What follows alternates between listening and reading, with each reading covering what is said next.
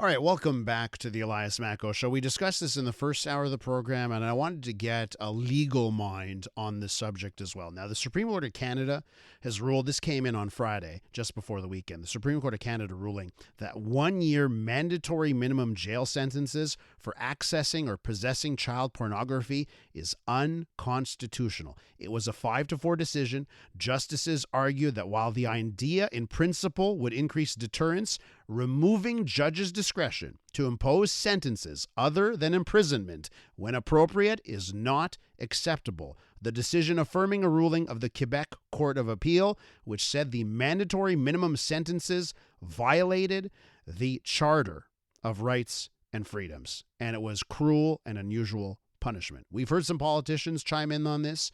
Pierre Poilievre says if he's prime minister, he's going to use the notwithstanding clause against this ruling. Let's now go to Ari Goldkind, criminal defense lawyer, legal expert. Ari, welcome back to the program.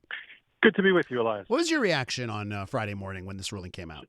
So there's a detail there in your very good introduction that I think has to be said to your listeners. Yeah. The law wasn't struck down because of the disgusting, horrible, sickening facts of the case the Supreme Court was dealing with. What the Supreme Court did is they made up a reasonable hypothetical, which they came up with a scenario in which the 1 year minimum would make no sense. And on that basis, they struck it down. I have a real problem with that. Now, again, I don't speak for other criminal defense lawyers. Obviously, this would be a huge win for criminal defense lawyers. But I think when you're talking about particularly the line in the sand that is child porn, and if I told you the sickening images these men had of 3 to 8 year olds, I'm not going to use the language because obviously you may have young people listening to us now with their families. Yeah. So it is abhorrent. And while I agree completely with the principle that judges should have discretion, I do. I think nobody's better situated to sentence somebody than a judge. When you're now doing judicial gymnastics on facts that aren't even before you, I think we have a problem. And the bigger problem, Elias, which nobody talks about, and you'll see a little chirping about it now, is the use of the Charter. The Charter has become sort of like ketchup. You put it on everything. You got it, sir. And then you have, and I've written op-eds about the use of the notwithstanding clause 10 years ago that got me a ton of hate. This is a clause, the notwithstanding clause, that is in the Charter. The pearl clutchers keep acting like it's not. It is literally part of the Charter. And if there was ever a line in the sand where you'd say Canadians of all political stripes, you know how tribal we all are, Elias. Mm-hmm. You know, everybody has strong opinions. But maybe on child porn, you would think that we're not going to allow judicial gymnastics to contradict the will of Parliament. The Supreme Court didn't even give Parliament the time to fix it or stay the decision and maybe carve out an exception for the 18 and 17-year-old, for those who are really wonky. They came up with a reasonable hypothetical with a 17-year-old and an 18-year-old sexting each other. Okay, but can I ask you, Ari, that reasonable hypothetical, I want to ask you about that because it's to me, it's not a reasonable hypothetical because we already have laws in this country against sharing intimate photos of partners. So, and I'm trying to think about a prosecutor that would even go down the path of an 18-year-old and a 17-year-old and charging them with the child pornography side of things if there's other laws. You said okay, so you basically stole where I was going with this, is that the reasonable hypothetical is one, two-part answer. Never going to be before the court because I don't know that there's a prosecutor in Canada that if a girl who's 17 years old and 3/4 sends a picture or a sext of herself to her boyfriend who's 18 and a day, that prosecutor is going to be looked at as a moron, okay? Yeah. And number two, if I'm wrong and we have a moron prosecutor, let that be the case where a criminal defense lawyer like me says, hold on, this is stupid.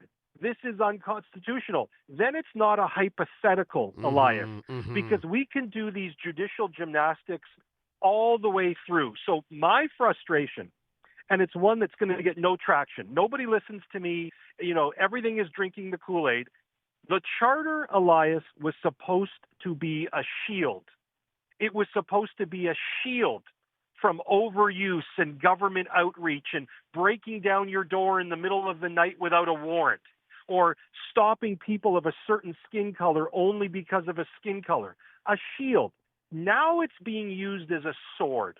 And when you have the document from 1982 or whatever it is, constantly being invoked for things that are like, that's a real stretch. Or if you look at the Supreme Court, I'm told that the 4 judges that were against, that think dissented, that's the fancy word, you know what that means. Yeah. They were conservative appointees, and the ones that struck down the minimums, 4 out of 5 were Trudeau or liberal nominees. Mm-hmm. You're getting into the Supreme Court. You're getting into politics. I just don't understand why, as I said, when it comes to child porn, this should not be a partisan issue. So on that front, Ari, on it not being a partisan issue, I'll let our listeners, and you probably heard this by now, but here's the NDP Premier of Manitoba, Wab Kinew, reacting yesterday.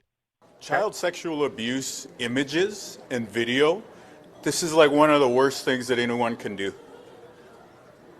Not only should go to prison for a long time, they should bury you under the prison. You shouldn't get protective custody. They should put you into general population, if you know what I mean. Skinners, this is the worst. So is this the case, Ari, that actually ends up legitimizing the notwithstanding clause? Well, look, I think it should be legitimized a long time ago. I agree with the first half of what that gentleman said. The second half, I don't agree with. We're not judge, jury, and executioner. We still have courts. We don't want to be like the countries that we welcome here by the bushel that stone people and hang them from the town square. So maybe a little hyperbole on his part there. But the first part, the premise is real. And here's the thing about child porn. In the case we're talking about, Elias, and I know we're tight on time, so I'll be quick. In the case we're talking about, these weren't, there's this new word I read all the time, anime, where people are doing cartoons. These were real images and videos of 3 to 8-year-olds being you fill in the blank. Yeah. The word ends with ED. This is a scourge on humanity. And so when you have this kind of decision, maybe this gets more people using the notwithstanding clause. It should be, but here's my answer about that. People will clutch their pearls and say, well, it's a slippery slope. If they use the notwithstanding clause, it's authoritarian, it's Trumpian. Do you know what happens if a government uses the notwithstanding clause and the public thinks it's outrageous? That government gets put to an election. Yeah, and you get 4 or 5 years later. You get to vote the bums out if they abuse it. You are correct. Yeah. And that, to me, is the height of democracy as opposed to judicial gymnastics. Listen, Ari, I have another 90 seconds here, okay? And I want to touch speaking of slippery slopes. Hasn't it been the Supreme Court of Canada that's guilty of the slippery slope? Because I look at the other rulings they've had in the last few years on mandatory minimums, whether it's gun charges, whether it's the mosque shooting in Quebec City. This is the Supreme Court. On that. Well, right. This is the Supreme Court that said, "Oh, you can't dare give that man 40 years. That's cruel and unusual. It must be 25. You can't do anything consecutive." Like they're the ones that have gone down the slippery slope path, in my estimation. And the usual ending that I use to the slippery slope is wear better shoes, which is, that I've always thought that. Yeah. But, there is a disconnect. And, I'm going to use the President Orange's name below, named Trump, who's like Voldemort. Mm-hmm. You can't say a name to prove a point. But here's the point. It is not a bad thing that you're in touch with what people want. Populism has been given a dirty name. I always think to myself, would courts and judges do what they're doing if, God forbid, it was their 3-year-old in the child porn? God forbid it was their neighbor home invaded. God forbid it was their wife or sister or daughter raped.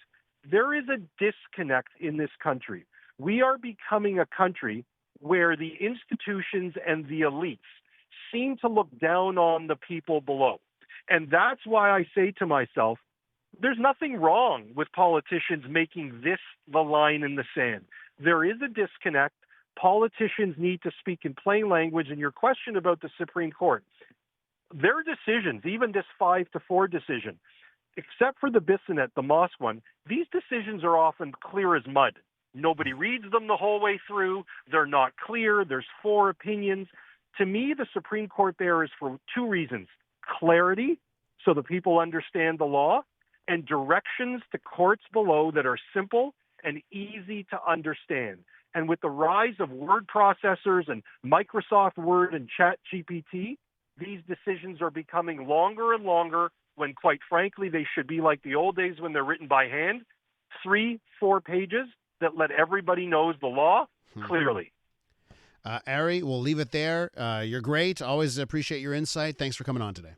Good to talk to you. Ari Goldkind, criminal defense lawyer and legal analyst. I'm Dylan Playfair. And I'm Tyler Smith. We're putting loneliness in the penalty box by talking to some of our favorite athletes about the importance of friendship. This is Bromance. Bromance is brought to you by Charm Diamond Centers, proudly Canadian-owned and operated. Charm has been part of your love stories and bromances for over 50 years. And you can find Bromance on the iHeartRadio network or wherever you get your podcasts.